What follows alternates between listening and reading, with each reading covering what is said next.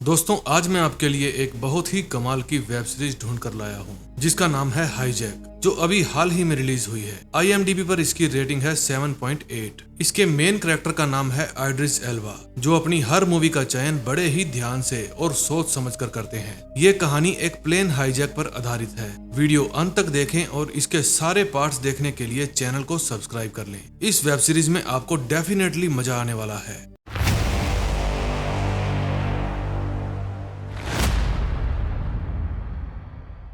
कहानी की शुरुआत में हम सैम नेल्सन नाम के एक आदमी को देखते हैं। फिलहाल ये दुबई एयरपोर्ट पर है और यहाँ से फ्लाइट पकड़ के ये लंदन जाने वाला है। तभी हम एक एलेक नाम के आदमी को देखते हैं। ये अपनी फ्लाइट पकड़ने के लिए लेट हो गया है, इसलिए ये भागा भागा अपनी फ्लाइट की तरफ जा रहा है। जब इसे सिक्योरिटी गार्ड रोकता है तो वो कहता है कि मेरी चेक इन पर बात हो गई है। उन्होंने कहा है कि आपको फ्लाइट में सीधा ही जाने दिया जाएगा। फिर वहाँ खड़ी उनकी एक स्टाफ मेंबर जिसका नाम रशीदा था, एलेक को वहाँ से जाने के लिए कहती है। फिर किंगडम 29 नाम के जहाज का समय हो जाने की अनाउंसमेंट होती है। ये है कैप्टन रॉबिन और उसके साथ है उसकी को पायलट एना। ये दोनों ही इस जहाज को उड़ाने वाले थे। एयरपोर्ट पर एलेक्स की और उसके सामान की दोबारा चेकिंग होती है। जहाज में कैप्टन अनाउंस करते हैं कि थोड़ी ही देर में फ्लाइट लंदन के लिए रवाना होने वाली है, जिसमें हमें 6 आवर्स एंड 54 मिनट का टाइम लगेगा। रास्ते में मौसम एकदम साफ है। जहाज के ज्यादातर पैसेंजर्स आ चुके थे और अपनी अपनी सीट पर बैठ चुके थे। उनमें से कुछ लोग बूढ़े और कुछ जवान थे। तभी वहाँ पर 3 लड़कियां आकर बैठती है। एक बूढ़ा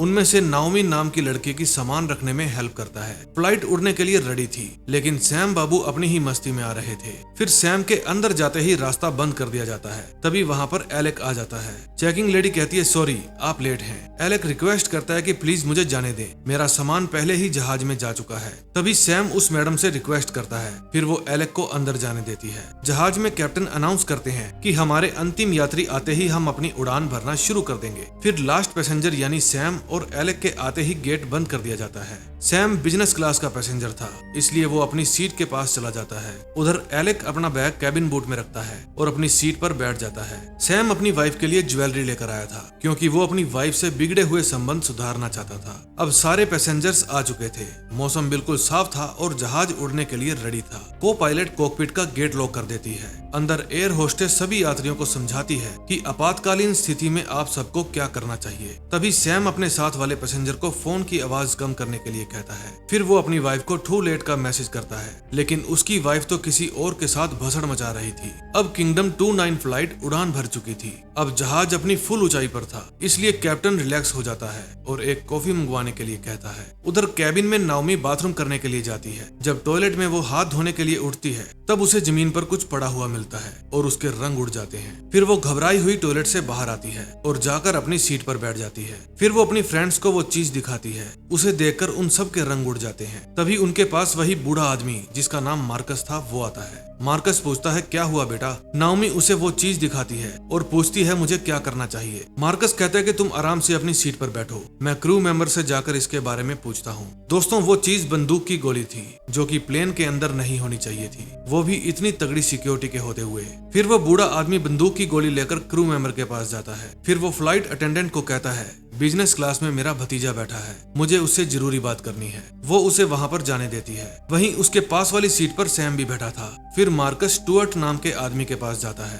और कहता है कि हमारे किसी आदमी ने ये गोली टॉयलेट में गिरा दी है। ये गोली नाओमी नाम की लड़की को मिली है। अब वे सोच रही हैं कि मैं क्रू मेंबर के पास गया हुआ हूँ। स्टुअर्ट कहता है उन्हें कोई भी बहाना बना दो। पास में बैठा सैम इन दोनों की गंभीर शक्लें ही देख रहा था। मार्कस स्टुअर्ट को कहता है कि अब हमें अपना प्रोग्राम समय से पहले ही शुरू करना होगा। फिर स्टुअर्ट बूढ़े को एक ग्रीन कैप के अंदर छिपाकर गन देता है। बूढ़ा गन छिपाकर कैप को पहन लेता है। सैम को उन दोनों पर शक हो जाता है। फिर मार्कस उन लड़कियों को जाकर बताता है कि उड़ान भरने से पहले प्लेन की सुरक्षा जांच की गई थी। उनमें से ही किसी आदमी की ये गोली बाथरूम में गिर गई होगी, ऐसा मुझे क्रू मेंबर ने कहा है, तो चिंता की कोई बात नहीं है। फिर मार्कस अपनी सीट पर जाकर बैठ जाता है, लेकिन उनमें से एक लड़की को ये बात हजम नहीं हुई थी, इसलिए वो क्रू मेंबर को बुलाने के लिए बेल बजाती है। उधर एयरपोर्ट पर रशीदा के पास किसी का फोन आता है और उसे अभी की अभी घर आने के लिए कहा जाता है। फोन पर उसकी बेटी के चिल्लाने की आवाज भी आ रही थी। जहाज में स्टुअर्ट उठकर दूसरे कैबिन की तरफ जाता है और जब थोड़ी देर में वापस आता है तो उसके हाथ में एक वॉश बैग था। सैम ये सब कुछ बड़ी ही गंभीरता से नोट कर रहा था। ये लोग वॉश बैग को एलेक के रखे हुए बैग में से निकाल कर ला रहे थे। उधर आर्थर नाम का फ्लाइट अटेंडेंट जब उन लड़कियों के पास जाता है तो वे पूछती हैं कि एक बंदूक की गोली का जहाज में आना चिंता की बात कैसे नहीं हो सकती, लेकिन उसे तो किसी भी बात का पता ही नहीं था। उधर बिजनेस क्लास में सैम अपनी सीट से उठता है और फ्लाइट अटेंडेंट के पास जाता है। फिर वो उससे वॉश बैग मांगता है। वो कहती है ये बैग उनको मिलता है जिनकी फ्लाइट रात को होती है।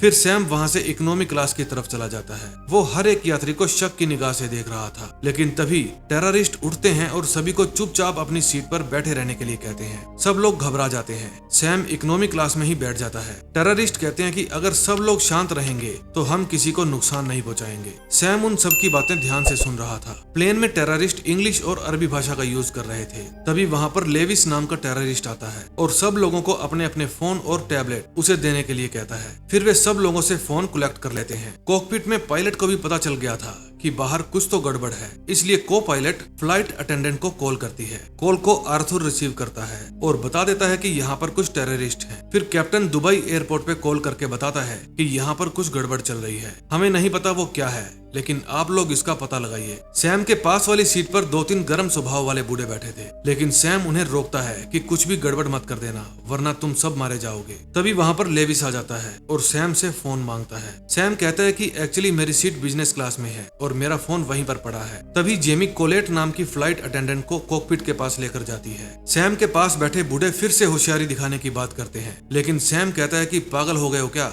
अपने साथ दूसरों को भी मरवाओगे। पहले आराम से ऑब्जर्व करो कि यहाँ पर चल क्या रहा है, वे क्या चाहते हैं। तभी वहाँ पर फिर से एक टेररिस्ट आता है और कहता है कि किसी के पास भी फोन है तो मुझे दे दो। कॉकपिट के बाहर स्टुअर्ट कोलेट को कहता है कैप्टन को कहो कि गेट खोले। को पायलट मना कर देती है। स्टुअर्ट कहता है कि कैप्टन से बात करो, मैं जानता हूँ वो तुम्हारा बॉयफ्रेंड है। फिर वो कैप्टन को कहती है कि दरवाजा खोल दीजिए वरना ये मुझे गोली मार देगा। कैप्टन सोच में पड़ जाता है। को पायलट कैप्टन को रोकती है। वैसे तो कैप्टन बड़ा सख्त लौंडा था, लेकिन यहाँ पर वो पिघल गया। वो कॉकपिट का गेट खोलने ही लगता है, लेकिन को पायलट उसे रोक देती है। फिर उन दोनों में हाथापाई हो जाती है। कैप्टन कहता है कि मैं तुमसे ज्यादा ताकतवर हूँ, ऐसा ना हो मैं तुम्हारा मुंह तोड़ दूं। लेकिन जब को पायलट नहीं मानती तो कैप्टन पानी वाली बोतल से मार मार के उसका मुंह तोड़ देता है और उसके बाद वो गेट खोल देता है। फिर कैप्टन दुबई एयरपोर्ट पर फोन करके कहता है कि मुझे गलतफहमी हुई थी, यहाँ पर कुछ भी ऐसा नहीं है जिससे हमें डरना चाहिए। ये सब बातें उससे बंदूक के जोर पर जबरदस्ती बुलवाई जा रही थी। दुबई एयरपोर्ट पर बैठे ऑफिसर को दाल में अभी भी कुछ काला लग रहा था। दूसरी तरफ सैम अपनी पॉकेट से अपना फोन निकालता है और अपनी वाइफ को मैसेज कर देता है कि प्लेन हाईजैक हो गया है। उसके साथ बैठी आंटी घबरा जाती है। फिर स्टुअर्ट कैप्टन को कहकर प्लेन का वाईफाई बंद करवा देता है। उधर रशीदा भी अब अपने घर पहुंच गई थी। वो घर जाकर अपने हस्बैंड और अपनी बेटी को आवाज लगाती है, लेकिन वे दोनों ही अपने घर पर नहीं थे। उधर प्लेन के अंदर अनाउंसमेंट की जाती है कि प्लेन पूरी तरह से हाईजैक हो गया है। अब आप लोगों का जमीन से पूरी तरह से कनेक्शन टूट गया है। समझदारी इसी में है कि आप हमें सहयोग दें। आपके जिंदा रहने का एकमात्र यही तरीका है। अगर आप लोगों ने होशियारी की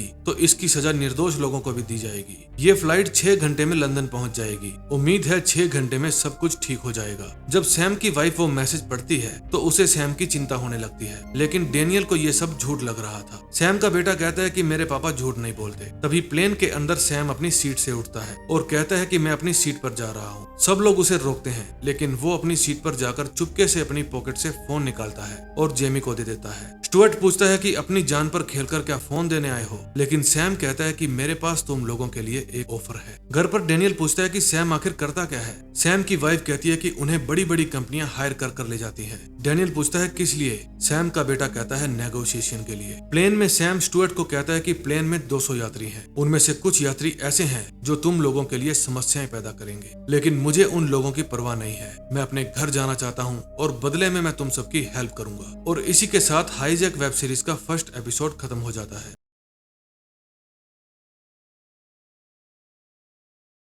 स्टुअर्ट पूछता है तुम कौन हो। सैम कहता है देखो मेरा इन लोगों से कोई लेना देना नहीं है। इनमें से किसी के कारण भी अगर कोई गड़बड़ी हुई तो तुम्हारा प्लान चौपट हो जाएगा। स्टुअर्ट कहता है तुम्हें मेरे प्लान की बड़ी चिंता है। सैम कहता है मैंने गौर किया है कि तुम प्लेन को कुछ घंटों बाद हाईजैक करने वाले थे, लेकिन एक छोटी सी गड़बड़ी के कारण तुम्हें प्लान में चेंजिंग करनी पड़ी और प्लान में चेंजिंग हमेशा खतरे का कारण बनती है। फिर स्टुअर्ट जेमी को सैम का पासपोर्ट लाने के लिए कहता है। सैम कहता है अगर पहले घंटे में सब कुछ ठीक नहीं चल रहा तो अगले 6 घंटे में क्या होगा। उधर इकोनॉमी क्लास में बैठे बूढ़े अपनी होशियारी दिखाने की फिराक में थे। पास में बैठा एलेक उन दोनों को समझाने की कोशिश करता है। इतने में जेमी सैम का पासपोर्ट लेकर आ जाती है। पासपोर्ट देखकर स्टुअर्ट सैम को कहता है मैं क्या तुम्हें बेवकूफ लगता हूँ। सैम कहता है नहीं तुम बेवकूफ नहीं हो, इसीलिए मैं तुम्हें आने वाले खतरे के बारे में आगाह कर रहा हूँ। फिर सैम अपनी सीट पर जाकर बैठ जाता है। सब लोग सैम को गलत समझ रहे थे। इकोनॉमी क्लास में बैठे उन बूढ़ों का खून उबाला मार जाता है, इसलिए वे जेडन नाम के हाईजैकर के ऊपर हमला कर देते हैं। वे दोनों उसकी खूब पिटाई कर देते हैं। उसकी गन नीचे गिर जाती है। सभी हाईजैकर्स उनकी तरफ लड़ाई छुड़वाने के लिए आते हैं। उनके साथ सैम भी आ जाता है। फिर वो नीचे पड़ी हुई गन उठा लेता है और स्टुअर्ट के ऊपर तान देता है। फिर कुछ सोच के वो गन स्टुअर्ट को दे देता है। अगले सीन में हम डैनियल को देखते हैं। वो अपनी एक पुरानी दोस्त जहरा के पास फोन करता है और उसे बताता है कि मेरी गर्लफ्रेंड का एक्स हस्बैंड दुबई से लंदन आ रहा था। उसका मैसेज आया कि प्लेन हाईजैक हो गया है। उसके बाद से उससे संपर्क नहीं हो पा रहा। जहरा कहती है शायद उसने मजाक किया होगा। डैनियल कहता है वो कोई दूध पीता बच्चा नहीं है, एक सुलझा हुआ इंसान है। फिर वो उससे फ्लाइट नंबर पूछती है और कहती है मैं कुछ करती हूँ। उधर फ्लाइट में दोनों जोशीले बूढ़ों को बांध दिया जाता है। लेवी सैम को फिर से उसकी सीट पर बिठा देता है। अब तो उसका पड़ोसी भी उसे देखकर विंडो क्लोज कर लेता है। अगले सीन में हम एलिस नाम की लेडी को देखते हैं। ये लंदन एयरपोर्ट पर एयर ट्रैफिक कंट्रोलर थी। उसको अर्जेंट ऑफिस में बुलाने के लिए फोन आता है। प्लेन में सैम सबके ऊपर नजर रखे हुए था। इस बात को स्टुअर्ट भी नोट करता है। फिर वो एक मैगजीन उठाता है और उसके ऊपर कुछ लिखने लग जाता है और फिर वो एक पर्ची स्टुअर्ट को देता है। स्टुअर्ट वो पर्ची लेकर अकेले में जाकर पढ़ता है। उस पर लिखा हुआ था the pilot is a problem. अगले सीन में हम देखते हैं अब्दुल्ला नाम का दुबई एयर ट्रैफिक कंट्रोलर अपने काम से छुट्टी लेकर घर जाता है क्योंकि आज उसका जन्मदिन था। तभी उसका दोस्त आके उसे बताता है कि लंदन से फोन आया था। वे किंगडम 29 फ्लाइट के बारे में पूछ रहे थे। मैंने उन्हें बता दिया कि हमारे पायलट से बात हुई है, कोई परेशानी वाली बात नहीं है, सब कुछ ठीक है। लेकिन अब्दुल्ला को अभी भी गड़बड़ लग रही थी। फिर वो अपने साथ काम करने वाले एक ऑफिसर के पास जाता है और उसे कहता है कि हो सकता है कि किसी ने गन पॉइंट पर लेकर पायलट से झूठ बुलवाया हो। उसका साथी कहता है कि उसकी आवाज से वो डरा हुआ नहीं लग रहा था। अब्दुल्ला कहता है कि ब्रिटिश पीपल डरे भी हो तो भी ऐसे साउंड करते हैं। They are such a emotionless people. जहाज में सैम स्टुअर्ट को कहता है कि पायलट हमें कहीं भी ले जा सकता है, इसलिए उसको वहां से उठाओ और जहाज को ऑटो पायलट पर छोड़ दो। फिर वे सैम को वापस उसकी सीट पर बिठा देते हैं। स्टुअर्ट कैप्टन को कहता है कि जहाज को ऑटो पायलट पर डाल दो और उसके बाद किसी भी चीज को हाथ मत लगाना। फिर लेवी सैम के पास बैठी हुई महिला को इकोनॉमी क्लास में ले जाकर बिठा देता है। फिर वहां पर उन औरतों की चुगलियां शुरू हो जाती है। वो लेडी बताती है कि वहां एक आदमी है जो खुद की जान बचाने के लिए हम सबको धोखा दे रहा है। वो सैम के बारे में बात कर रही थी। फिर सैम देखता है कि उस औरत की सीट पर पायलट को बिठा दिया जाता है। फिर सैम स्टुअर्ट को इशारे में कहता है अब ठीक है। फिर वो अपनी सीट के बाजू में से रिमोट निकालता है और अपने सामने लगी स्क्रीन पर गेम खेलने लगता है। उस गेम में एक फंक्शन था जो हम किसी भी सीट का नंबर डालकर उसके साथ पेयर कर सकते थे। उधर सैम की वाइफ के पास उसके बॉयफ्रेंड का फोन आता है और वो बताता है कि प्लेन के अंदर एक गलतफहमी हुई थी। फिर पायलट ने उसकी पुष्टि कर दी है कि अब सब कुछ सही है। सैम बिल्कुल ठीक है, चिंता की कोई जरूरत नहीं है। जहाज में लेडीज आपस में पटर पटर कर रही थी। तभी मार्कस आकर उन्हें चुप करवा देता है। उधर सैम अपनी गेम के जरिए पायलट को गेम इनविटेशन भेजता है। फिर पायलट चैलेंज एक्सेप्ट कर लेता है। दुबई एयरपोर्ट पर अब्दुल्ला सिक्योरिटी ऑफिसर के पास जाकर सीसीटीवी कैमरे देखने के लिए रिक्वेस्ट करता है। फिर वे बारीकी से सीसीटीवी कैमरे चेक करते हैं। कैमरे में वे नीला की हरकत पर गौर करते हैं। वो काम के बीच में से ही चली गई थी। अब्दुल्ला पूछता है कि वो कहाँ गई है, पता लगाना पड़ेगा। प्लेन में सैम चैटिंग के जरिए कैप्टन से पूछता है कि क्या जमीन पे इसके बारे में किसी को कुछ पता है। कैप्टन मना कर देता है। फिर जैसे ही स्टुअर्ट आता है, कैप्टन रिमोट को छुपा लेता है। दूसरी तरफ अब्दुल्ला को उसकी फ्रेंड नटालिया का फोन आता है। वो बताती है कि नीला की तबीयत खराब हो गई थी, इसीलिए वो आज जल्दी घर चली गई है। अब्दुल्ला कहता है देखने में तो वो बीमार नहीं लग रही थी। फिर वो नीला का पता लेने के लिए उसके घर की तरफ चला जाता है। जहाज में कैप्टन सैम को बताता है कि इराकी एयर ट्रैफिक कंट्रोलर वाले जब हमारे प्लेन को कांटेक्ट करेंगे तो उन्हें कोई रिप्लाई नहीं मिलेगा। तब वे इराकी मिलिट्री को कांटेक्ट करेंगे। सैम देखता है कि जहाज इराक के ऊपर से जाने ही वाला था। तभी थोड़ी देर बाद कॉकपिट के स्पीकर में से आवाज आती है किंगडम 29 ये बगदाद नियंत्रण है। फिर लेविस और स्टुअर्ट आपस में बात करते हैं कि उनको क्या जवाब दें। यही मैसेज बार बार दोहराया जा रहा था। फिर सैम उठता है और कहता है कि हमें इसका जवाब देना पड़ेगा वरना उनको पता चल जाएगा कि जहाज में कुछ गड़बड़ है। फिर वे को पायलट एना को लेकर आते हैं। सैम कहता है सुनो, उनकी बात कैप्टन से करवाओ वरना वे जेट भेजेंगे और हमें मार गिराएंगे। जब को पायलट उनसे बात करती है तो वे पूछते हैं क्या हम रीजन जान सकते हैं कि 5 बार पूछने के बाद ही क्यों जवाब दिया गया। वे पूछते हैं क्या आप कैप्टन हैं। एना बंदूक के जोर पर उन्हें हाँ कह देती है। फिर ऑफिसर पूछता है क्या आप कैप्टन रॉबिन हैं। सैम कहता है कैप्टन तो यही चाहता है कि उन्हें शक हो जाए कि जहाज में कुछ गड़बड़ है। एना कहती है कि कैप्टन बाथरूम में गए हैं। ऑफिसर पूछता है कि फिर तुमने ऐसा क्यों कहा कि मैं ही कैप्टन हूँ, मेरी अभी की अभी कैप्टन रॉबिन से बात करवाओ। फिर सैम जबरदस्ती कैप्टन को उठाने की कोशिश करता है, लेकिन वो तो उठने के लिए तैयार ही नहीं था। फिर सैम उसकी गर्लफ्रेंड को उसके सामने लेकर आता है। लेविस उसके ऊपर गन तान देता है। फिर कैप्टन अंदर जाने के लिए तैयार हो जाता है। उसके बाद कैप्टन ऑफिसर को कहता है कि मैं बाथरूम में गया हुआ था। ऑफिसर उससे कुछ सिक्योरिटी क्वेश्चन पूछते हैं। कैप्टन उसका सही से जवाब देता है। ऑफिसर कहता है thank you captain, you are safe. फिर सैम अपनी सीट पर जाकर बैठ जाता है और कहता है कांग्रेचुलेशन, अभी भी किसी को पता नहीं चला कि तुमने प्लेन को हाईजैक कर रखा है। फिर वो कैप्टन को वापस बाहर आने के लिए कहते हैं। बाहर आने से पहले कैप्टन फ्लाइट की दिशा थोड़ी सी चेंज कर देता है। लंदन में एलिस, जो कि एयर ट्रैफिक कंट्रोलर थी, अपने ऑफिस पहुंच जाती है। फिर उसकी साथी उसे किंगडम 29 के बारे में बताती है, लेकिन अभी सब कुछ ठीक है। एलिस पूछती है गड़बड़ हुई थी तो ठीक कैसे हो गई? जिस व्यक्ति ने प्लेन से मैसेज भेजा था उसका कोई और मैसेज क्यों नहीं आया कि सब कुछ ठीक है? उसका साथी कहता है कि किसी कारण से वाईफाई बंद हो गया होगा। एलिस कहती है ओ वाईफाई बंद हो गया, और वो भी इसी फ्लाइट का। फिर वे इराक फोन करके उनके ऊपर से उड़ रही फ्लाइट की स्क्रीन शेयर करने के लिए कहते हैं। जूम करने पर वे देखते हैं कि प्लेन अपने ट्रैक से थोड़ा सा साइड की तरफ उड़ रहा है, और ये सैम और कैप्टन की चाल थी, जिसके कारण बिना किसी को बताए एटीसी को पता चल गया था कि प्लेन में कुछ गड़बड़ है। अब एलिस और उसके साथी समझ जाते हैं कि प्लेन बिना किसी बात के अपने ट्रैक से गलत रास्ते पर नहीं जा सकता। ये एक सिग्नल है इन लोगों को मैसेज पहुंचाने का। एलिस कहती है कि किंगडम 29 को मदद की जरूरत है। दूसरी तरफ अब्दुल्ला नीला के घर के बाहर पहुंच जाता है। फिर वो अपनी कार को पार्क करके उसके घर के अंदर जाता है। घर का दरवाजा खुला था और 2 क्लीनर्स घर की सफाई कर रहे थे। वो पूछता है मैं नीला की तलाश कर रहा हूँ। उनमें से एक क्लीनर कहता है कि वो ऊपर वाले कमरे में है। फिर अब्दुल्ला ऊपर जाता है। वैसे आज अब्दुल्ला का जन्मदिन था, सो इसके घर पर सब पार्टी के लिए इसका वेट कर रहे थे और वो अपनी ड्यूटी पर लगा था। जब अब्दुल्ला ऊपर वाले रूम के बाथरूम का गेट खोलता है तो उसे वहाँ पर नीला और उसकी फैमिली की लाशें मिलती है। तभी वहाँ पर क्लीनर आ जाता है और वो अब्दुल्ला का भी भेजा उड़ा देता है। अब्दुल्ला का जन्मदिन उसका मरण दिन बन जाता है और इसी के साथ सेकंड एपिसोड का भी अंत हो जाता है।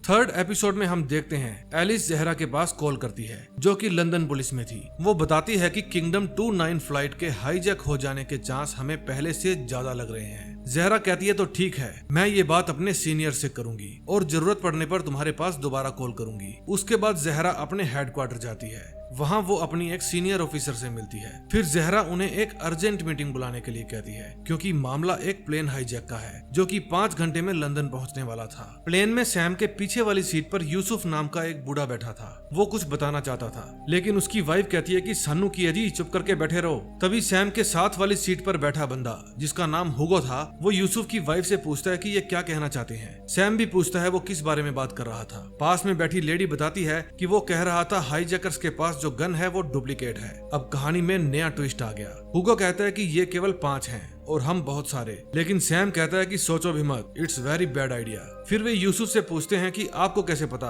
कि ये गन नकली है। यूसुफ कहता है कि मैं मिस्र की सेना में 30 साल तक था, मैंने अपनी सारी जिंदगी इसी तरह के लुटेरों का सामना किया है। तभी वहाँ पर लेविस आ जाता है और कहता है कि क्यों नाक में दम कर रखा है। सैम कहता है इन्हें बस अपने पोते पोतियों की याद आ रही थी। फिर लेविस वहाँ से चला जाता है। दूसरी तरफ एलिस कहती है कि किंगडम 29 उत्तरी इराक को छोड़कर तुर्की हवाई क्षेत्र में प्रवेश कर गया है। लगता है इस्तानबुल से फोन करवाना पड़ेगा। प्लेन में यूसुफ बताता है कि इस तरह के किडनैपर्स कभी भी गन में असली गोलियां नहीं रखते, क्योंकि वे कभी भी किसी को नुकसान नहीं पहुंचाना चाहते। हुगो कहता है कि इकोनॉमी में जो गोली चली थी उसके कारण ना तो किसी को चोट लगी और ना ही विमान में छेद हुआ। दरअसल जब जोशीले बूढ़े जेडन पर हमला कर रहे थे तब गन नीचे गिरने के कारण एक गोली चली थी, लेकिन उसके कारण किसी को भी नुकसान नहीं हुआ था। फिर हुगो कहता है कि हमें वो गोली ढूंढनी होगी, मिल गई तो ठीक और ना मिली तो समझो गन नकली है। फिर वो अपनी पॉकेट में से पेन निकालता है। सैम कहता है कुछ भी ऐसा मत करो जिसके कारण किसी को भी परेशानी हो। हुगो चाहता था कि उसके बारे में सैम पता लगाए।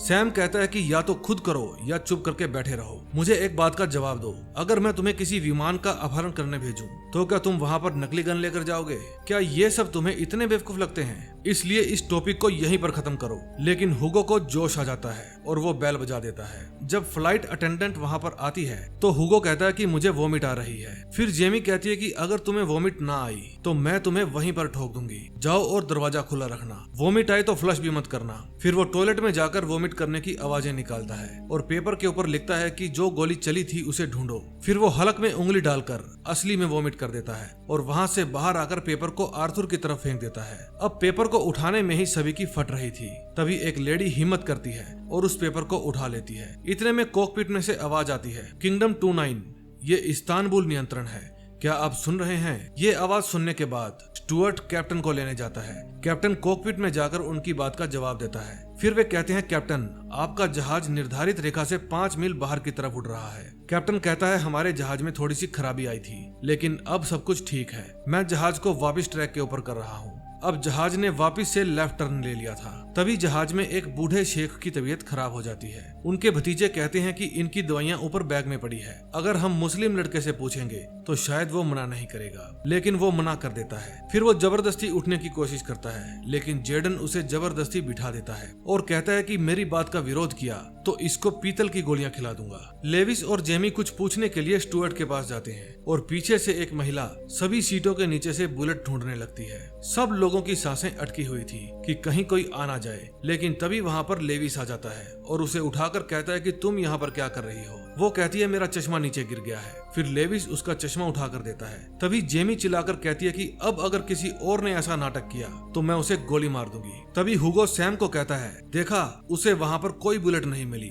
मैंने पेपर पे लिखा था कि अगर बुलेट ना मिले तो लाइट ऑन कर देना। सैम कहता है, तुम्हारी वजह से अभी किसी की जान जाने वाली थी। तभी सैम मैप में देखता है कि जहाज ने वापस से लेफ्ट टर्न ले लिया है। उधर हेडक्वार्टर में मीटिंग चल रही थी और ज़ेहरा कहती है कि उड़ान भरते ही 35 मिनट के अंदर पायलट की कॉल आती है। फिर दोबारा 7 मिनट बाद उसकी कॉल आती है और वो कहता है कि सब कुछ ठीक है। फिर उसके 3 मिनट बाद एक पैसेंजर मैसेज करके बताता है कि प्लेन हाईजैक हो गया है। फिर उसके बाद इंटरनेट का बंद होना, इराक में जाकर 5 मिनट तक एटीसी वालों की बात का जवाब न देना, ये सब एक बड़ी गड़बड़ी की तरफ इशारा कर रहे हैं। तभी उनके पास एलिस की वीडियो कॉल आती है। वो बताती है कि अब जहाज निर्धारित रेखा से लेफ्ट साइड की तरफ जा रहा है। ऐसा करके वो हमें संदेश दे रहा है। जहाज में कैप्टन सैम को एक मैसेज भेजता है कि मैंने रास्ता बदल दिया है, लेकिन वो मैसेज स्टुअर्ट पढ़ लेता है और पूछता है कि ये तुम किससे बात कर रहे हो। जब कैप्टन टाल मटोल करता है तो स्टुअर्ट गुस्से में आकर गन से उसके माथे पर हिट करता है। तभी सैम गुस्से में उठता है और कहता है कि तुम्हारा दिमाग खराब हो गया क्या? वो पायलट है। जब स्टुअर्ट गुस्से में सैम की तरफ आता है तो सैम उसका हाथ पकड़ लेता है। फिर जेमी वहां पर आकर किसी और को गन पॉइंट कर लेती है। फिर सैम स्टुअर्ट का हाथ छोड़कर सीट पर बैठ जाता है। फिर स्टुअर्ट कहता है कि अब मैं तुम्हारी खोपड़ी क्रैक करने वाला हूँ, तुम हिलना मत और चेहरे पर मुस्कुराहट लाओ। ये बात सुनकर सैम की भी फट रही थी, लेकिन स्टुअर्ट उसे मारता नहीं, बस उसे डराकर एहसास दिलाना चाहता था। फिर हुगो कहता है कि अगर उसकी जगह मैं होता तो तुम्हें गोली मार देता। अब समझे उनकी गन नकली है, लेकिन सैम कहता है कि शट योर माउथ। अब जहाज में डर का माहौल छाया हुआ था। सब लोग अपने ही दिमाग में सवाल जवाब कर रहे थे कि हो सकता है उनकी गन नकली है और ये भी हो सकता है कि असली हो। जब तक हम उनसे लड़ेंगे नहीं तब तक दिमाग पर प्रेशर बना रहेगा। तभी सैम की दिमाग की बत्ती जलती है और वो कहता है कि यूसुफ से पूछो, क्या वो साबित कर सकता है कि ये बंदूकें खाली है या नकली है? यूसुफ कहता है कि बिना चेक किए तो नहीं। तभी उनके पास आर्थर आता है और वो कहता है कि दूसरी तरफ 3 लड़कियां बैठी हैं। उन्हें बाथरूम में एक बंदूक की गोली मिली थी, लेकिन वो हाईजैक होने से पहले की बात है। फिर वो लेविस के वापस आने से पहले अपनी सीट पर जाकर बैठ जाता है। सैम कहता है अगर हमें बुलेट की शेप का पता चल जाए तो शायद हमारी हेल्प होगी। फिर बूढ़ा अंकल उन्हें 2 तरह की शेप बनाकर देता है। आंटी सैम को वो कागज पकड़ाती है और कहती है कि अब हमें तंग मत करना, बुलेट ए असली थी और बुलेट बी नकली। दूसरी तरफ बूढ़े शेख की तबीयत और भी खराब हो रही थी और फिर पैसेंजर्स जेडन को समझाते हैं, लेकिन वो समझने के लिए तैयार ही नहीं था। उधर डेनियल अपनी दोस्त ज़हरा को कहता है, क्या तुम मुझे विमान में मौजूद सभी यात्रियों के नाम की लिस्ट दे सकती हो? दोस्तों, डेनियल भी पुलिस ऑफिसर था और पहले ज़हरा उसकी पार्टनर हुआ करती थी। डेनियल कहता है, ज़हरा मैं कुछ भी करके तुम्हारी हेल्प करना चाहता हूँ। प्लेन में स्टुअर्ट वाईफाई ऑन करता है और किसी को वॉइसमेल भेजता है कि ऑपरेशन शुरू हो गया है। फिर वो जेमी को बताता है कि असल में ऑपरेशन को अब शुरू होना चाहिए था। तभी फ्लाइट अटेंडेंट स्टुअर्ट के पास आकर कहती है कि ये समय भोजन और पानी का है। स्टुअर्ट कहता है कि तुम सिर्फ पानी पिलाओ और कुछ नहीं।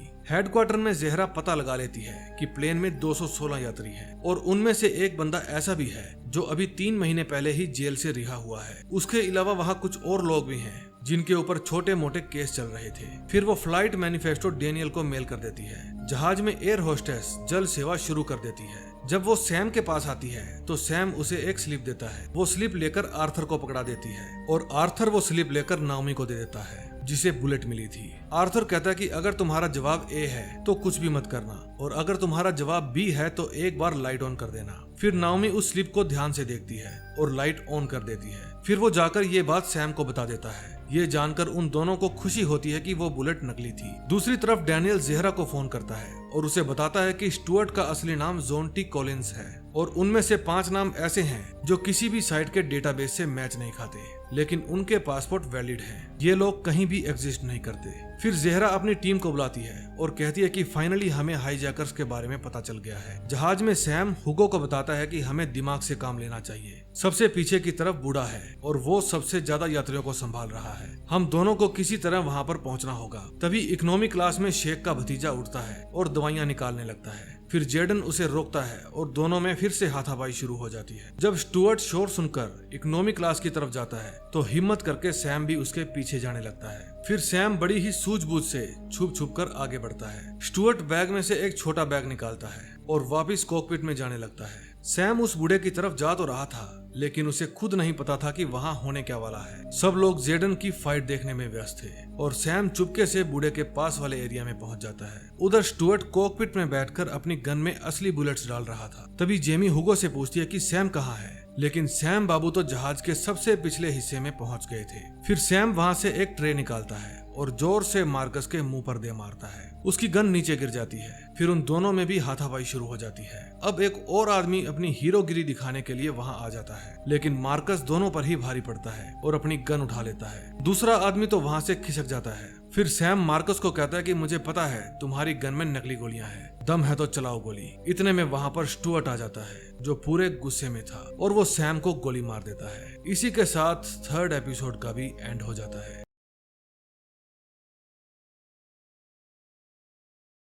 4th एपिसोड में हम देखते हैं कि जहाज में गोली चलने के कारण सब लोग बेकाबू हो गए थे। फिर स्टुअर्ट आर्थर को बुलाता है और कहता है कि अपनी बदसूरत आवाज में इनको चेतावनी दो कि 10 सेकंड के अंदर सब लोग शांत हो जाएं। फिर आर्थर अनाउंस करता है कि सब लोग चुप हो जाइए वरना अगला नंबर किसी का भी हो सकता है। तभी हमें पता चलता है कि स्टुअर्ट ने गोली सैम को नहीं बल्कि किसी पैसेंजर को मारी थी। सैम तो मार्कस के सामने खड़ा था। फिर मार्कस उसे अपने हाथ बांधने के लिए जिप टाई देता है। उसके बाद जेडन डेड बॉडी को टॉयलेट में डाल देता है ताकि बॉडी को देख देख कर लोग घबराए ना। इतने में कॉकपिट में फिर से अनाउंसमेंट होती है, किंगडम 29 मैं बुकारेस्ट से बोल रही हूँ। इतने में स्टुअर्ट को गुस्सा आ जाता है और वो पायलट हेडफोन को तोड़ देता है। स्टुअर्ट की इस हरकत के कारण मामला अब और भी ज्यादा गंभीर होने वाला था। अगले सीन में हम देखते हैं कि हेडक्वार्टर में मीटिंग बुलाई जाती है जिसमें ज़ेहरा विदेशी सचिव को पूरे मामले की जानकारी बताती है और बताती है कि हमें 5 लोगों के बारे में पता चला है, लेकिन उनकी आइडेंटिफिकेशन नहीं हुई है। विदेश सचिव कहती है कि पता लगाओ ये लोग कौन है और क्या चाहते हैं। उधर जहाज में जेडन को शेख पर तरस आ जाता है और वो कहता है कि तुम इसे दवाइयां दे सकते हो। फिर लेविस स्टुअर्ट के पास जाता है और कहता है कि तुमने कहा था किसी की जान नहीं जाएगी। स्टुअर्ट कहता है कि लोग बेकाबू हो गए थे, मुझे मजबूरी में ऐसा करना पड़ा। फिर स्टुअर्ट देखता है कि लेविस के पेट पर चोट लगी है और वो उसे क्रू मेंबर की हेल्प लेने के लिए कहता है। दूसरी तरफ डेनियल ज़ेहरा से मिलने जा रहा था और सैम की वाइफ अपने घर जा रही थी। डेनियल उसे फोन करके कहता है कि मैं घर आने में लेट हो जाऊंगा। तभी सैम की वाइफ के पास डिलीवरी बॉय की कॉल आती है और वो कहता है कि मेरे पास आपके लिए एक पार्सल है, क्या आप घर पर हैं? वो कहती है नहीं, मेरा बेटा घर पर होगा, आप उसे दे दीजिए। दोस्तों डिलीवरी बॉय के फोन में सैम के पासपोर्ट की फोटो थी और ये इनको स्टुअर्ट ने भेजी थी। प्लेन में लेविस फ्लाइट अटेंडेंट डिविया को लेकर जहाज की बैक साइड में जाता है। सैम को भी वहीं पर बांधा गया था। सैम देखता है कि उसके पेट पर चोट लगी है। डिविया पूछती है यहाँ क्या हुआ है? लेविस कहता है किसी को क्या फर्क पड़ता है, तुम बस इसका खून बंद करो। फिर डिविया कुछ बांधने के लिए लेकर जाती है। लेविस सैम से पूछता है क्या प्लेन में डॉक्टर होगा? सैम कहता है पूछना पड़ेगा। तभी शेख का भतीजा अपने भाई को इशारे में बताता है कि मैंने एक के तो पेट में कैंची मार दी थी। फिर वो उस कैंची को छिपा देता है। लेविस का ब्लड बहुत ज्यादा बह रहा था। फिर डिविया अनाउंस करती है अगर कोई डॉक्टर है तो हमें बताओ। वहाँ पर डॉक्टर था तो सही, लेकिन उसकी वाइफ उसे हेल्प करने से मना कर रही थी। सैम लेविस को कहता है कि तुम्हारी उम्र का मेरा एक बेटा है, इसलिए मैं यहाँ पर बैठकर तुम्हें मरता हुआ नहीं देख सकता। फिर लेविस कहता है कि टेरी को बुलाओ। सैम कहता है मुझे टेरी दिखाई नहीं दे रहा। फिर डिविया सैम के हाथ खोल देती है, लेकिन अभी भी उसके दोनों हाथ बंधे हुए थे। फिर सैम लेविस के पेट पर पट्टी बांधने में उसकी हेल्प करता है। लंदन में विदेश सचिव के पास रोमानिया के गृह मंत्री का फोन आता है। वो कहता है कि एक अनरिस्पॉन्सिबल प्लेन हमारी तरफ आ रहा है, हमें सोचकर बताओ कि उसका क्या करना है। प्लेन में लेविस कहता है कि तुम सोचते हो मेरी हेल्प करोगे तो मैं तुम पर विश्वास करूंगा। जॉन कहता है मैं सिर्फ अपने घर जाना चाहता हूँ। अंत में फैमिली ही काम आती है, बाकी सब झूठ है। उधर हेडक्वार्टर में एलेक्स की वीडियो कॉल आती है और वो बताती है कि हमारे प्लेन के पास 2 जेट देखे गए हैं। हो सकता है वे किंगडम 29 को उड़ाना चाहते हैं। उन जेट को देखकर स्टुअर्ट प्लेन की सारी खिड़कियां बंद करवाने के लिए कहता है। जेमी सबको स्ट्रिक्टली खिड़कियां बंद करने के लिए कहती है। जेडन कहता है कोई बाहर नहीं देखेगा। जेट में बैठा पायलट बार बार किंगडम 29 को कॉन्टेक्ट करने की कोशिश कर रहा था। फिर एलिस के पूछने पर स्टुअर्ट बताता है कि ये हमारा कुछ नहीं बिगाड़ सकते, ये ब्रिटिश प्लेन है। उधर सैम लेविस से मीठी मीठी बातें करके बहुत कुछ उगलवा लेता है। दूसरी तरफ गर्म खून वाले बूढ़े कोलेट को कहते हैं कि ये जेट हमें मारने आए हैं, बचाने के लिए नहीं। अब हमें ही कुछ करना होगा। फिर कोलेट उठती है और एक पैसेंजर की सीट पर जाकर बैठ जाती है। फिर वो प्लेन की विंडो ओपन कर देती है। जेट का पायलट एक महिला के फेस को रिकॉग्नाइज कर लेता है। फिर जैसे ही वहाँ जेडन आता है, वहाँ बैठा बूढ़ा उसका हाथ पकड़ लेता है। फिर पायलट एक गन को भी रिकॉग्नाइज कर लेता है। इतने में जेडन प्लेन की विंडो को बंद कर देता है और बूढ़े को डांटकर कोलेट को उसकी जगह पर बिठा देता है। फिर जेट का पायलट आगे की कार्रवाई करने की परमिशन मांगता है। तभी रोमानिया से लंदन फोन आता है। आपका प्लेन हमारी राजधानी की तरफ बढ़ रहा है, बताइए क्या करना है। एलिस उनसे थोड़ा समय मांगती है। प्लेन में लेविस सैम से पूछता है क्या मैं मर रहा हूँ। सैम कहता है ऐसा सोचो भी मत, वरना तुम जो सोचोगे तुम्हारी बॉडी वही मानने लगेगी। मैं तुम्हारी हेल्प कर रहा हूँ क्योंकि तुम्हारी उम्र का मेरा एक बेटा है। अगर वो भी मुश्किल में पड़ता तो मैं यही चाहता कि कोई उसकी हेल्प करे। फिर सैम भी डॉक्टर के लिए आवाज लगाता है, लेकिन डॉक्टर नहीं उठता। दूसरी तरफ पायलट समय के अनुसार अंदाजा लगाता है कि हमारा प्लेन इस समय रोमानिया के आसपास होना चाहिए। फिर वो जेमी को कहता है कि मुझे तुम्हारे सरदार से बात करनी है। फिर कैप्टन स्टुअर्ट को कहता है कि हमारा प्लेन सीधा बुकारेस्ट की तरफ जा रहा है। अगर हमने उनसे बात नहीं की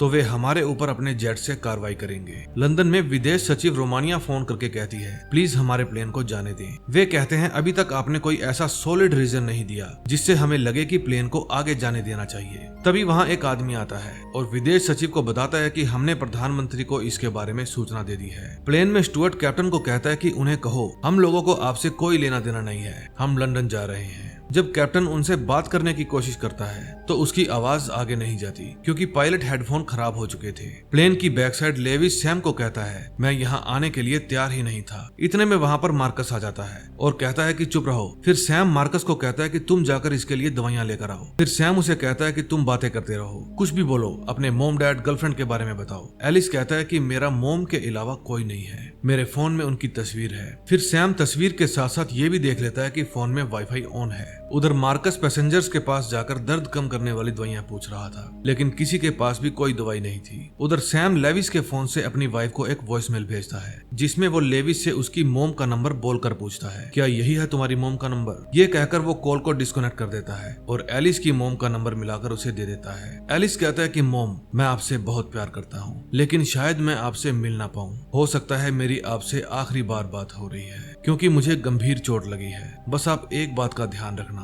आपका बेटा हमेशा से ही बुरा नहीं था। फिर लेविस की तबीयत खराब हो जाती है। लंदन में सैम की वाइफ एक बस पकड़कर अपने घर जा रही थी और तभी वो सैम का भेजा हुआ वॉइसमेल सुनती है। फिर वो डेनियल को फोन करती है और बताती है कि मुझे किसी और नंबर से सैम का मैसेज मिला है। उसमें उसने कुछ नामों और एक नंबर का जिक्र किया है। डेनियल कहता है तुम मुझे अभी की अभी वो मैसेज भेजो, विमान से हमारा इकलौता यही संपर्क है। सैम वहाँ से हमारी हेल्प करने की कोशिश कर रहा है। प्लेन में सैम आवाज लगाता है कि अगर कोई डॉक्टर है तो प्लीज बताइए, हमें हेल्प की जरूरत है। तभी प्लेन में बैठा हुआ डॉक्टर अपने दिल की पुकार सुन लेता है और हेल्प करने के लिए तैयार हो जाता है। जेट भी कार्रवाई करने के लिए किसी आदेश के इंतजार में थे। फिर उन्हें 5 मिनट का समय दिया जाता है, उसके बाद उन्हें कार्रवाई करनी थी। उधर डॉक्टर लेविस को देखकर कहता है कि इसको ऑक्सीजन नहीं मिल रही, हमें इसकी छाती में छेद करना होगा। उनके पास छेद करने के लिए कुछ भी नहीं था, इसलिए सैम प्लेन के आगे वाले हिस्से में कॉल करता है और कहता है कि मेरे पीछे वाली सीट पर एक बूढ़ा है, उसके पास पेन है, जल्दी लेकर आओ। फिर सैमी बूढ़े से पेन छीनकर पीछे की तरफ आती है।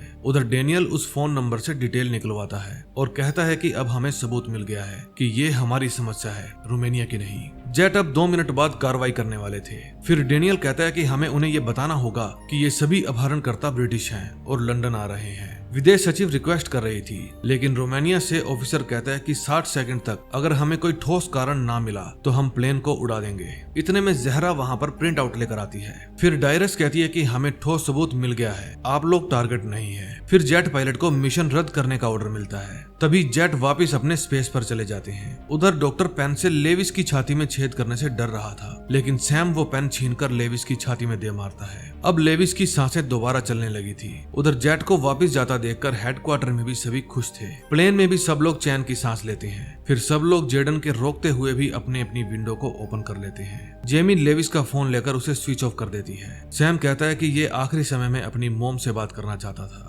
उधर सैम की वाइफ जब अपने घर पहुंचती है तो अंदर जाकर पाती है कि उसका बेटा वहां पर नहीं है। वो अपने बेटे को सब जगह ढूंढती है, लेकिन लगता है कि सैम का बेटा भी किडनैप हो गया है। अब 4th एपिसोड के एंड में हमें होम मिनिस्टर दिखाया जाता है। तभी उसके पास एक आदमी आता है और एक लेटर देकर कहता है कि हम जल्दी ही फोन पर बात करेंगे। फिर मिनिस्टर वहां से चला जाता है और कार में बैठकर जब वो पैकेट को ओपन करता है तो उसमें एक लेटर थी जिसमें प्लेन को सुरक्षित छोड़ देने के लिए डिमांड लिखी हुई थी। फिर मिनिस्टर वापस उसी आदमी के पास फोन मिलाने के लिए कहता है और यहीं पर 4th एपिसोड एंड हो जाता है।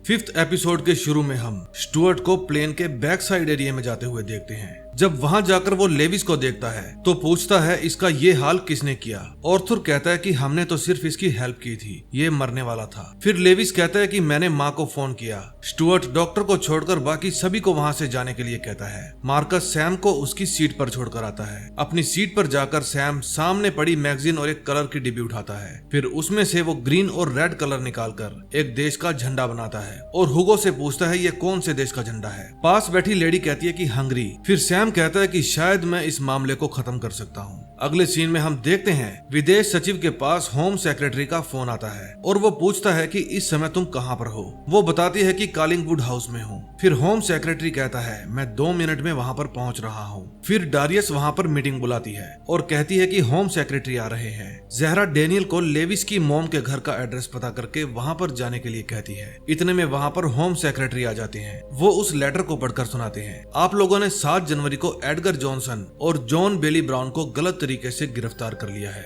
और बदले में हमने किंगडम 29 को हाईजैक कर लिया है। अब जितना समय उसे लंदन पहुंचने में लगेगा, आपके पास उतना ही समय है हमारे दोनों साथियों को छोड़ने का, इसलिए आदेशों का पालन करें। आपकी विफलता 216 लोगों की जान ले सकती है। फिर सेक्रेटरी कहते हैं कि अब करो जो करना है। प्लेन में सैम हुगो को कहता है लेविस ने ऐसा क्यों कहा कि मैंने माँ को फोन किया है, क्या उन दोनों की माँ सेम है? वरना उसे ऐसा कहना चाहिए था कि मैंने मेरी माँ को फोन किया है। हुगो कहता है कि मुझे तो नहीं लगता। तभी कैप्टन कहता है कि अभी हम रोमानिया में हैं, अगर कुछ करना है तो अभी करो। फिर सैम हिम्मत जुटाता है और स्टुअर्ट के पास जाकर कहता है कि आपका भाई मरने वाला है। स्टुअर्ट कहता है कि तुमको किसने कहा कि वो मेरा भाई है? सैम कहता है कि उसी ने बताया था। अब उसके पास 1 घंटे से भी कम समय बचा है। स्टुअर्ट कहता है कि डॉक्टर ने मुझे कहा है उसकी हालत स्थिर है। सैम कहता है कि डॉक्टर आपसे डरता है, इसलिए उसने वो कहा जो तुम सुनना चाहते हो। डॉक्टर ने ही मुझे कहा था कि 1 घंटे से कम का समय बचा है। फिर स्टुअर्ट कहता है कि अगर ये तुम्हारी कोई चाल हुई तो मैं इस लड़की को ठोक दूंगा। फिर जैसे ही वो बैक एरिया में जाने लगता है तो सैम वहाँ पर बैठी डिविया को कहता है कि जल्दी से फोन करके डॉक्टर को कहो कि स्टुअर्ट को 1 घंटे से कम समय बोलना है, वरना वो आते ही तुम्हें मार देगा।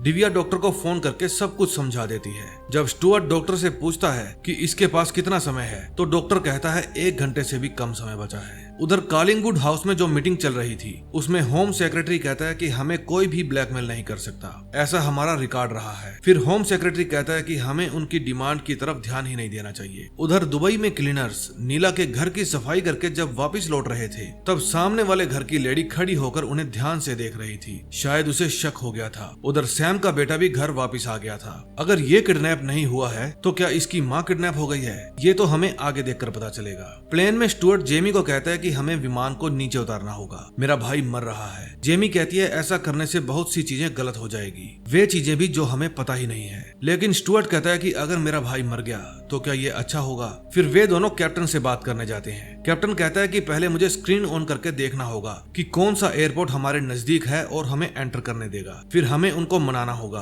क्योंकि कोई भी देश ऐसे प्लेन को अपनी सीमा में उतरने की परमिशन नहीं देता है। जब वे आपस में बात कर रहे थे तो सैम चुपके से को पायलट एना के पास जाता है और उसे कहता है कि अगला देश हंगरी होने वाला है, क्या तुम्हें हंगरी लैंग्वेज आती है? वो कहती है हाँ, लेकिन वे इंग्लिश में बात करते हैं। जॉन कहता है इंग्लिश तो हाईजैकर्स को भी आती है, हमें उन्हें कॉन्वेंस करना है ताकि ये सब जल्दी से खत्म हो जाए। उधर डॉक्टर लेविस से लगातार बातें करने की कोशिश कर रहा था। फिर लेविस कहता है कि मुझे बहुत दर्द हो रहा है। उधर सैम एना को लेकर कॉकपिट में जाता है। फिर वे उसे समझाते हैं कि तुम्हें उन्हें सही तरीके से कन्विंस करना है क्योंकि उनकी इंग्लिश ठीक ठाक सी ही होती है। ये सारी प्लानिंग सैम और कैप्टन पहले ही कर चुके थे। फिर स्टुअर्ट कहता है कि हमारा प्लेन नीचे उतरने से पहले हमें वहाँ पर डॉक्टर खड़े मिलने चाहिए और डॉक्टर सहायता प्राप्त होने के बाद हम तुरंत वहाँ से उड़ान भर लेंगे। फिर एना कहती है कि मैं ये सब अकेली संभाल लूंगी, लेकिन कैप्टन मेरे आसपास भी फड़कना नहीं चाहिए। अगले सीन में हमें उन दोनों की तस्वीर दिखाई जाती है जिनको छुड़वाने के लिए प्लेन को हाईजैक किया गया था। ये दुनिया के सभी बुरे काम करते थे। इनका नेटवर्क बहुत बड़ा था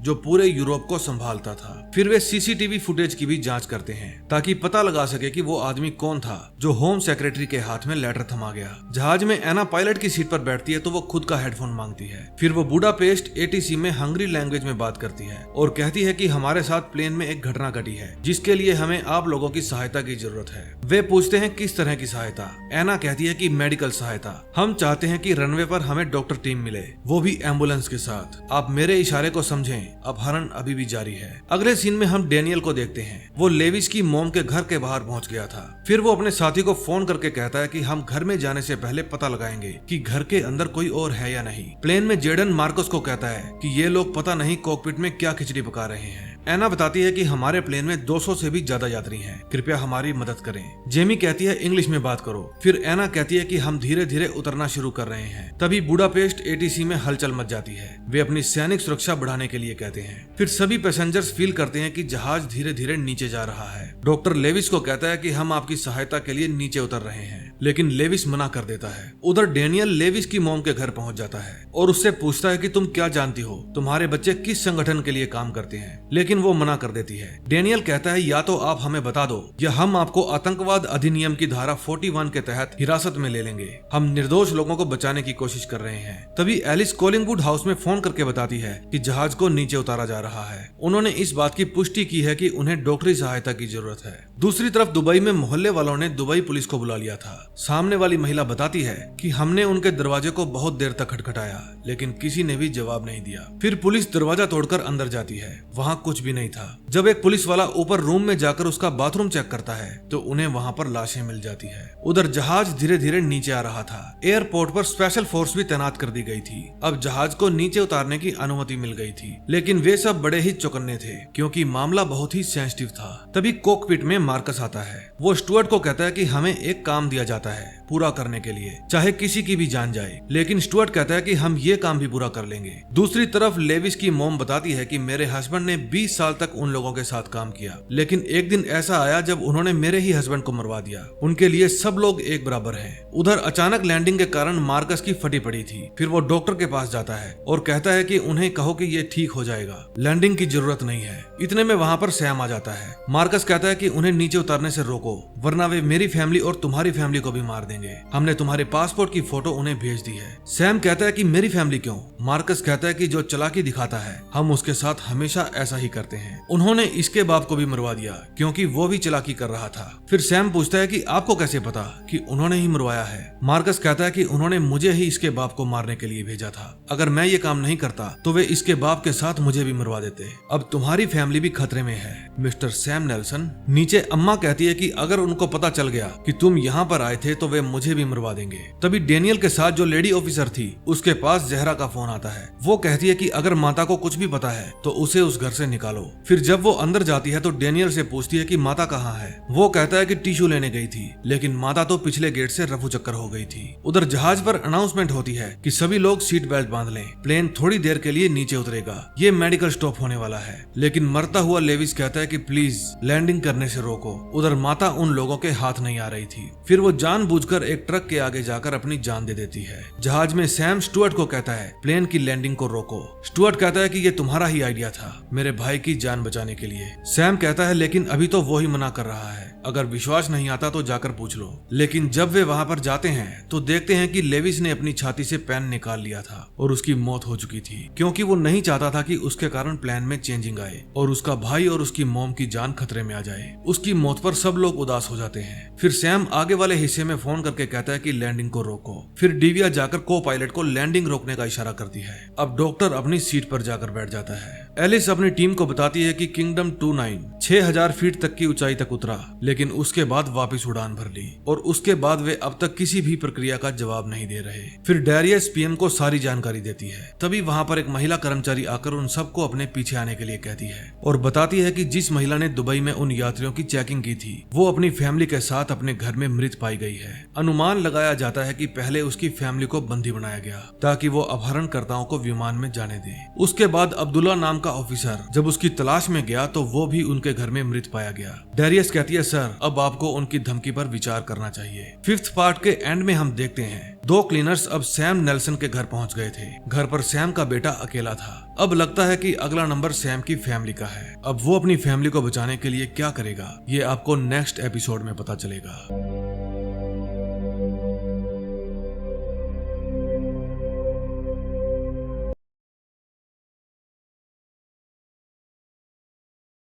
पिछले पार्ट में सैम का बेटा बेड के नीचे छिप जाता है, लेकिन अब वो वहां पर नहीं था। क्लीनर्स सभी रूम चेक करते हैं लेकिन उन्हें कोई नहीं मिलता। अगले सीन में हम देखते हैं एडगर जॉनसन और जॉन बेली ब्राउन दोनों को जेल से रिहा करने की कार्रवाई शुरू हो जाती है, क्योंकि प्लेन के लंदन पहुंचने में थोड़ा ही समय बचा था। उनको जिस कार में पकड़ा गया था उसी कार में वापस रवाना कर दिया जाता है। उनकी कार में ट्रैकर लगा हुआ था, इसीलिए सब लोग उसकी कार को ट्रैक कर रहे थे। ऑफिसर डैनियल भी उस कार का पीछा कर रहा था। उसके साथ 2 और कारें थी। फिर ज़हरा कहती है कि हमें सभी बंदरगाहों और एयरपोर्ट्स पर खबर कर देनी चाहिए कि ये वहां पर आए तो फौरन बताएं। अगर ये प्राइवेट प्लेन में जाते हैं तो हमारे भी हेलीकॉप्टर तैयार हैं। तभी एडगर एक पुल के ऊपर अपनी कार रोक लेता है और उतरकर डैनियल के पास जाने लगता है। फिर वो अपनी पॉकेट से अपना मोबाइल निकालता है। वो डैनियल से उसका नाम पूछता है। फिर अपना फोन उसकी कार के बोनेट के ऊपर रखकर ये कहकर चला जाता है कि फोन तुम्हारे लिए है। जब डैनियल वो फोन उठाता है तो एडगर कहता है कि मैंने जेल में तुम्हारे साथियों को चेतावनी दी थी, मेरा पीछा करोगे तो लोग मरने लगेंगे। आप लोगों ने अभी अभी एक समझौता तोड़ा है। प्लेन में मार्कस लेविस की बॉडी को एक कैबिन में डाल देता है। अपने भाई के चले जाने के कारण स्टुअर्ट भी सुन हो गया था। उधर हुगो सैम से पूछता है उनमें से एक आदमी चला गया है क्या, लेकिन सैम उसकी बात का कोई जवाब नहीं देता। तभी स्टुअर्ट के फोन पर एक मैसेज आता है। फिर वो इशारा करके जेमी को बुलाता है और उसे एडगर का मैसेज दिखाता है। सैम को उनके ऊपर शक होता है। फिर जब सैम उठकर कॉकपिट में देखने जाता है तो स्टुअर्ट ने डिविया को पकड़ा हुआ था। सैम पूछता है ये क्या हो रहा है। स्टुअर्ट कहता है हमें एक पैसेंजर को मारकर उसकी फोटो भेजनी है। सैम कहता है तुम ये काम पहले ही कर चुके हो, फिर किसी और की जान क्यों लेनी। तुमने जिस औरत को गोली मारी थी उसकी फोटो खींचो और भेज दो वहां पर। ये आइडिया स्टुअर्ट को पसंद आता है। फिर जेमी सैम को ही मरी हुई लेडी के पास लेकर जाती है और कहती है कि उसकी बॉडी को सीधा करो क्योंकि तुमने ही हमें ये आइडिया दिया था। फिर वो को पायलट एना को उसकी फोटो खींचने के लिए कहती है। एना भी 7-8 फोटो खींच लेती है। उधर कॉलिंगवुड हाउस में अभी भी सब लोग उनकी कार को ट्रैक कर रहे थे। अब डैनियल की कार उनसे काफी दूर थी। तभी डैनियल के पास एडगर का फोन आता है। एडगर कहता है कि डैनियल मैंने कहा था मेरा पीछा मत करो। डैनियल कहता है नहीं, जब आपने हमें रोका तो हम वहीं पर रुक गए। फिर एडगर कहता है कि तुम्हारा फोन क्या हवा में उड़कर मेरा पीछा कर रहा है, अब मुझे सीरियस होना पड़ेगा। तभी एडगर डैनियल के फोन में एक फोटो भेजता है। उसे देखकर डैनियल अपनी कार को रोकने के लिए कहता है। फिर वो वही फोटो ज़हरा के पास भेजता है। फिर वो फोटो जैसे ही सब लोग देखते हैं उनको सांप सूंघ जाता है। दूसरी तरफ क्लीनर्स अभी भी सैम के घर पर थे और उसका कंप्यूटर ओपन करने की कोशिश कर रहे थे। फिर सैम का बेटा चुपके से उनकी बातें सुनता है। वे कह रहे थे कि सैम ही प्लेन में ज्यादा परेशानी खड़ी कर रहा है, इसलिए हम बॉस को झूठ बोल देते हैं कि हमने उसकी फैमिली को बंदी बना लिया है। प्लेन में सैम अपने साथियों को बताता है कि उन्हें एक डेड बॉडी की फोटो भेजनी थी। प्लेन में पहले से ही बॉडी मौजूद थी तो काम चल गया। अगर दोबारा उन्होंने किसी को मारने को कहा तो मामला मुश्किल में आ जाएगा। फिर हगो कहता है कि अगर फिर से ऐसा हुआ तो हम उनसे झगड़ा करेंगे। सैम को ये आइडिया ठीक लगता है। अब वो प्लेन को खुद के कब्जे में लेना चाहता था। फिर वो हगो को अपनी जेब से कैंची निकालकर अपनी जिप टाई काटने को कहता है। ये कैंची वो मेडिकल किट में से चुरा कर लाया था। इतने में वहां पर स्टुअर्ट आ जाता है। वो पूछता है कोई तकलीफ है। सैम कहता है नहीं, फिर वो आगे चला जाता है। अगले सीन में हम एक आदमी को देखते हैं, उसका नाम फेलिक्स था।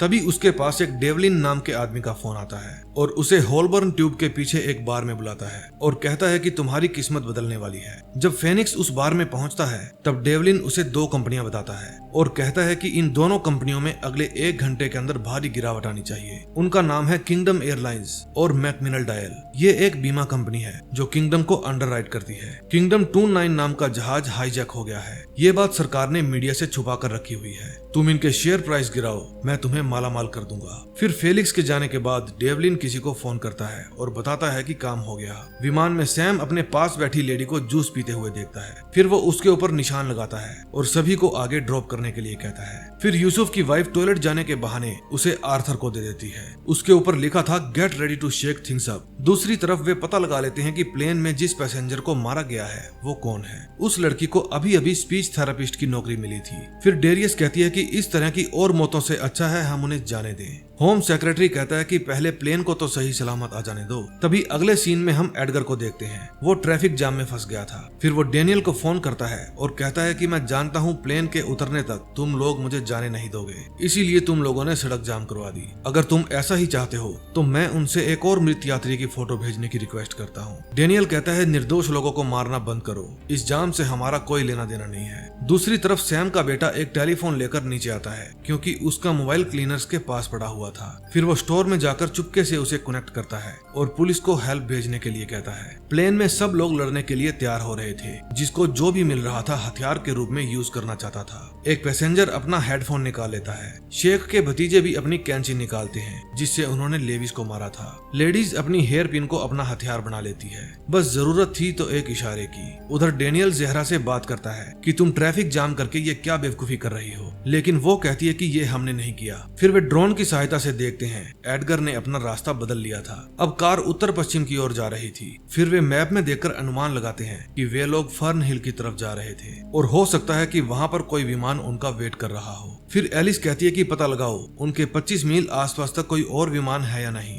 पूरी टीम इस काम में जुट जाती है। अब एडगर फिर से उसी रोड पर चढ़ जाता है जिस रोड पर जाम लगा था। फिर वो डेनियल को फोन करके कहता है तुम्हारे कारण मुझे परेशानी हुई, मैं प्लेन में एक और फोटो भेजने के लिए कहता हूँ। अब तक लगभग पूरे प्लेन में ही वो मैसेज डिस्ट्रीब्यूट हो गया था। अब सब लोग सामना करने के लिए तैयार थे, लेकिन जेडन एक औरत को वो मैसेज आगे फॉरवर्ड करते हुए देख लेता है और गुस्से में आकर पूछता है कि किसने किया ये। उनका शोर सुनकर जेमी वहाँ पर जाती है और जब वो उसे देखती है तो उसे लाकर स्टुअर्ट को दिखाती है। फिर स्टुअर्ट हुगो को कहता है कि तुम्हारा पेन कहाँ है। वो कहता है ये मैंने नहीं किया। फिर स्टुअर्ट उसे फोन में आया हुआ मैसेज दिखाता है जिसमें एक और लाश की फोटो भेजने के लिए कहा गया था। फिर वो कहता है आओ बेटा अगला नंबर तुम्हारा ही है, लेकिन सैम खड़ा होकर कहता है कि ये इसने नहीं मैंने किया है, तुम मुझे मार दो। दूसरी तरफ कॉलिंगवुड हाउस में वे पता लगा लेते हैं कि उन लोगों ने फर्न हिल में किसी से एक प्राइवेट प्लेन किराए पर लिया है। उस प्लेन की दक्षिण अफ्रीका तक जाने की क्षमता है। डेरियस कहती है वे ऐसे देश में जाएंगे जिस देश की हमारे साथ मित्रता ना हो। फिर होम सेक्रेटरी कहता है कि वे कहीं नहीं जाएंगे, मैंने तुमसे पहले ही कहा था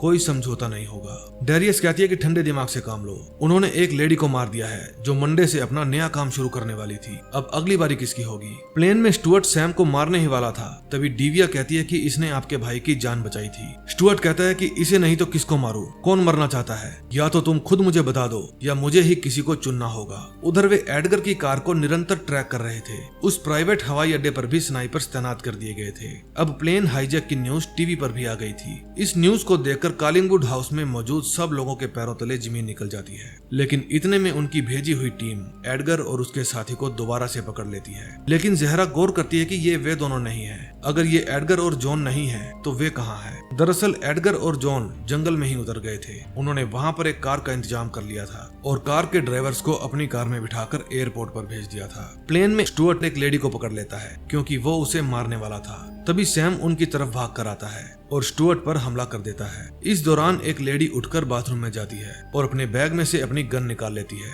पीछे वाले एरिया में एक आदमी पोली बैग लेकर मार्कस का दम घोट देता है। फिर वो बुढ़िया गुस्से में बाहर निकलती है। सब लोगों की नजर उसी पर थी। वो आगे जाती है और कैप्टन का भेजा उड़ा देती है। फिर वो कॉकपिट में जाकर उसका दरवाजा बंद कर लेती है। इसी के साथ सेकंड लास्ट एपिसोड का भी अंत हो जाता है।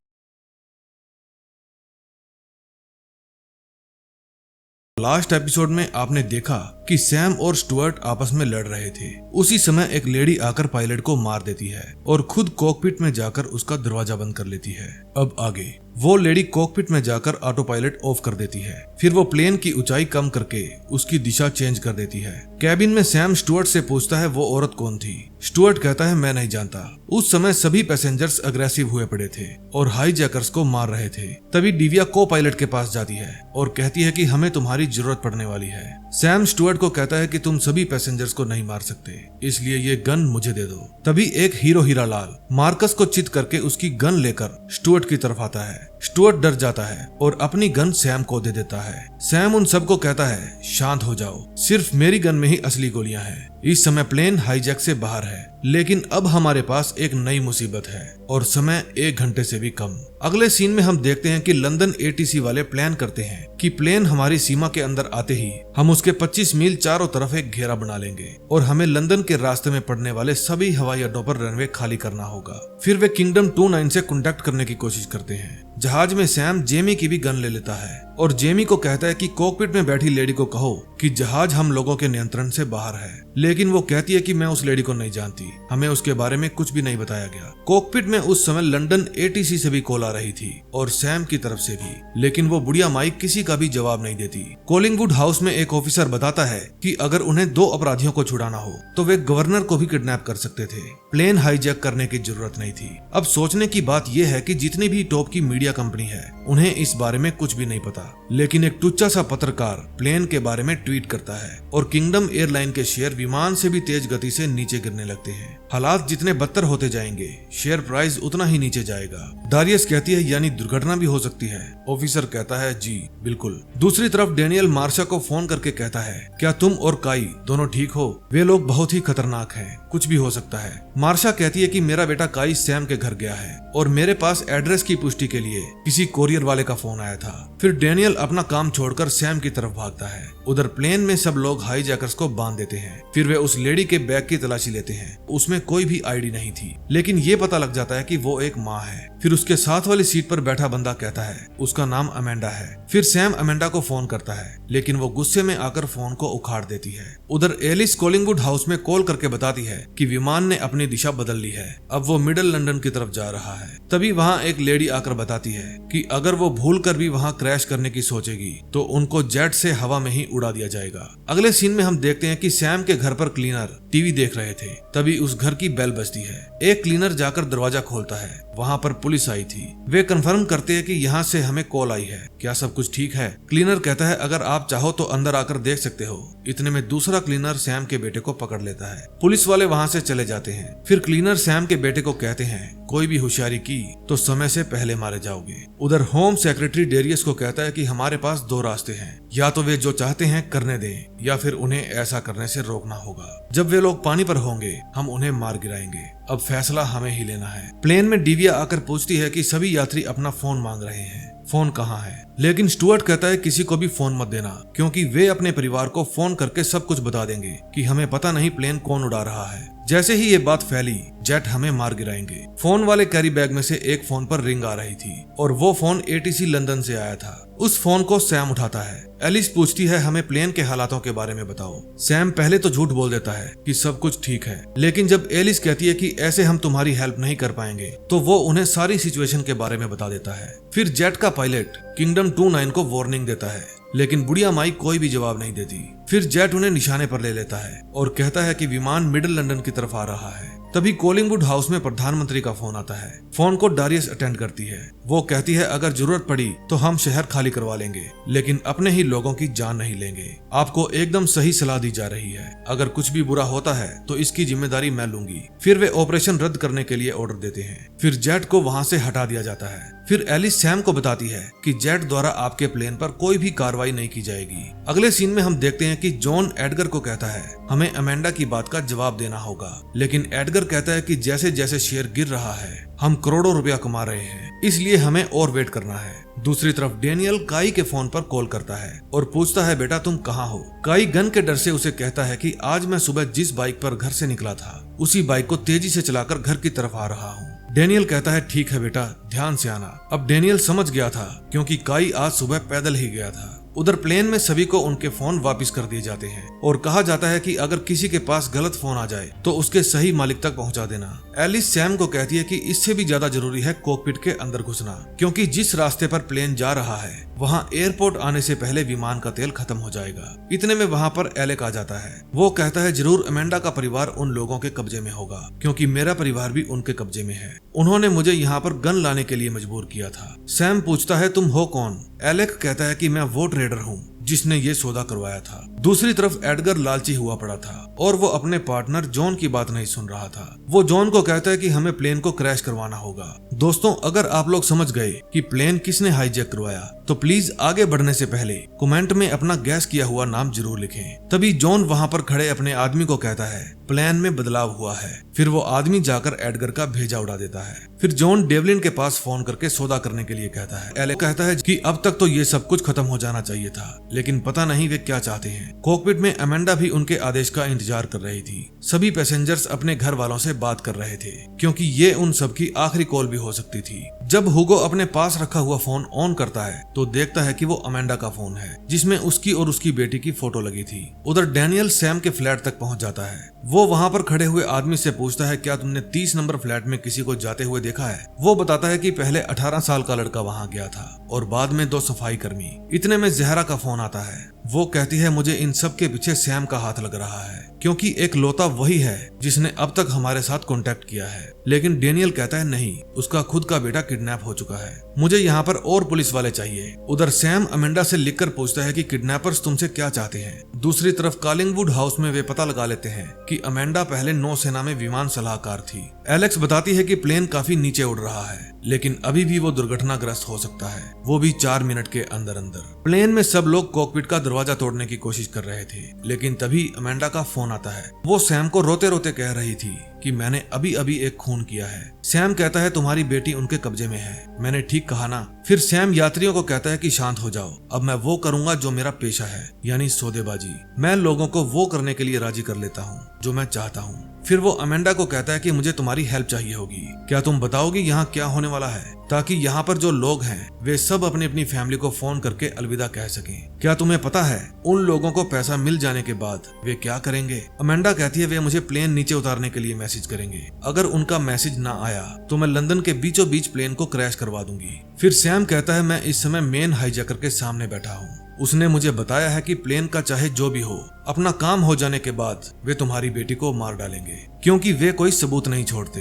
अब फैसला तुम्हारा है, क्या तुम अपनी बेटी के साथ साथ 200 लोगों की जान लेना चाहती हो या फिर बाकी सभी की जान बचा लेना चाहती हो? फिर अमेंडा कॉकपिट का दरवाजा खोल देती है और सैम वहाँ से अंदर चला जाता है। उधर क्लीनर गाय को मारने ही वाला था, तभी वहाँ पर अलार्म बजता है। जब वे दरवाजा खोल के देखते हैं तो बाहर डैनियल खड़ा था। वो कहता है कि बिल्डिंग में आग लग गई है, हम सभी घर खाली करवा रहे हैं, आप अपनी टीम से कहिए कि वे घर से बाहर आ जाएं। फिर वो अपने साथी को कहता है कि हमें नीचे जाना होगा। इतने में वहाँ पर आर्म्ड फोर्स आ जाती है और उन दोनों को पकड़ लेती है। फाइनली डेनियल ने समय पर आकर गाय की जान बचा ली थी। उधर सैम एलिस को फोन करता है और कहता है कि मैं कॉकपिट में हूँ, हम विमान को नीचे उतारना चाहते हैं। एलिस पूछती है फ्यूल कितना है? अमेंडा कहती है कि खत्म होने वाला है। फिर सैम कहता है सब लोग सुनो, अमेंडा डरी हुई है क्योंकि उसने पायलट को मार दिया है और उसने ऐसा इसलिए किया क्योंकि उसकी बेटी उन लोगों के कब्जे में है। क्या आप लोग आश्वासन देंगे कि नीचे उतरते ही उसे जेल में नहीं भेजा जाएगा? होम सेक्रेटरी कहता है कि अमेंडा पर कोई भी इल्जाम नहीं लगाया जाएगा, ये फैसला मेरे अधीन है।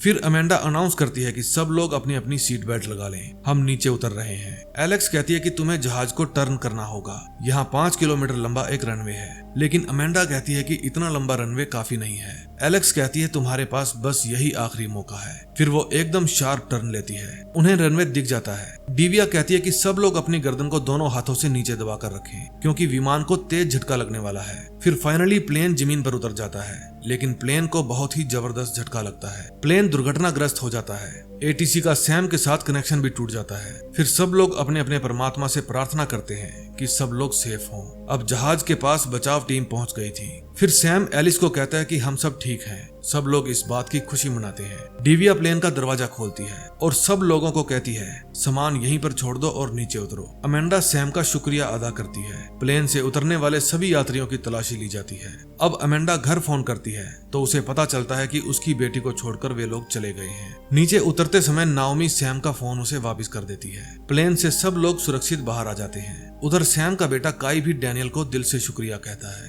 तभी सैम अपनी वाइफ के लिए लाई हुई ज्वेलरी वापस लेने के लिए प्लेन के अंदर जाता है और देखता है कि प्लेन में पहले से ही स्टुअर्ट मौजूद था और उसके पास अब 2 गन थी। वो सैम को कहता है कि अब हमारा खेल खत्म हो गया है। सैम अपनी वाइफ के पास आई एम सॉरी का मैसेज भेजता है। स्टुअर्ट जहाज की खिड़कियां बंद करने लगता है। फिर सैम अपनी वाइफ को एक और मैसेज भेजता है, कॉल मी, और अपने फोन को कैबिन में रख देता है। जब उसकी वाइफ कॉल करती है तो स्टुअर्ट का ध्यान भटक जाता है। इतने में सैम उसको धक्का देता है और उसकी गन नीचे गिर जाती है। तभी वहां पर बचाव दल पहुंच जाता है और स्टुअर्ट को गन पॉइंट पर ले लेता है। सैम सेफली वहां से बाहर आ जाता है और फाइनली इस वेब सीरीज का एंड हो जाता है। प्लेन हाईजैक के पीछे के मास्टरमाइंड पुलिस के हाथ नहीं आए थे, लेकिन बकरे की अम्मा कब तक खैर मनाएगी, कभी ना कभी तो बारी आएगी। दोस्तों, अगर ये वेब सीरीज आपको पसंद आई हो तो प्लीज वीडियो को लाइक करके अपने दोस्तों के साथ शेयर करना। अगर आप सब लोग चैनल को सब्सक्राइब करेंगे तो मुझे बहुत खुशी होगी। अब मैं मिलूंगा आपसे नई वीडियो के साथ। Till then, bye bye.